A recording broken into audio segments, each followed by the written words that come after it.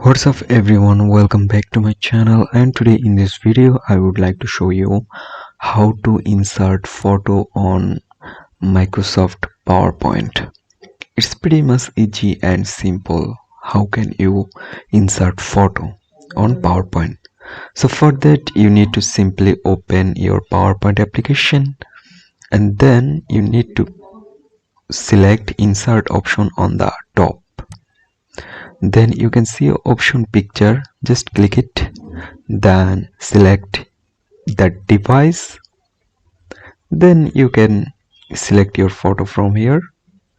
I select this photo, then insert. That's it, your photo already inserted. Now you can resize it, you can replace it, that's yourself. So this way you can insert photo on Microsoft PowerPoint very easily. So hope guys this video can help you. Don't forget to like and subscribe my channel. Thank you everyone for watching this video.